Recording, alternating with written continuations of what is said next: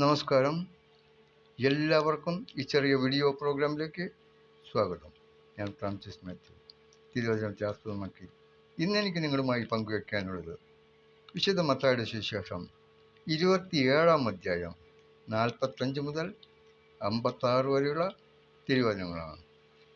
അത് യേശുവിൻ്റെ മരണസമയത്തുണ്ടായ പ്രകൃതിയിലെ മാറ്റങ്ങളാണ്. ചെറിയൊരു പ്രകൃതിക്ഷോഭം തന്നെ അപ്പോഴുണ്ടായി.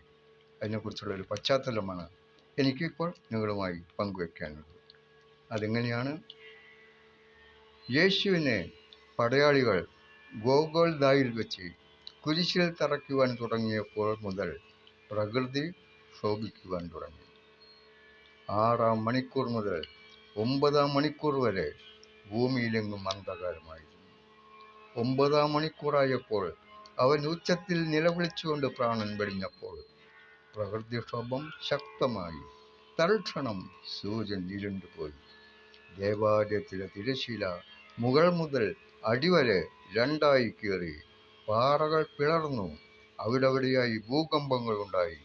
സംസ്കരിക്കപ്പെട്ട പല വിശുദ്ധരുടെയും ശരീരങ്ങൾ ഉയർപ്പിക്കപ്പെട്ടു.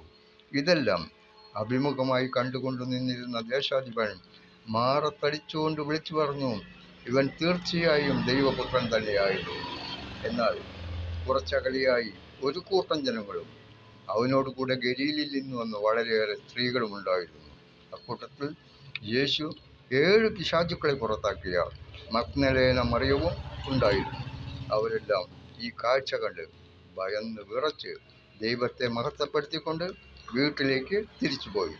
എന്നാൽ 3-ാം ദിവസം ദൈവം അവനെ മരിച്ചവരിൽ നിന്ന് ഉയർപ്പിച്ചപ്പോൾ പ്രകൃതിക്ഷോഭം നിലച്ചു. വീണ്ടും ഭൂമിയിൽ പഴയ ശാന്തത തുടർന്നു.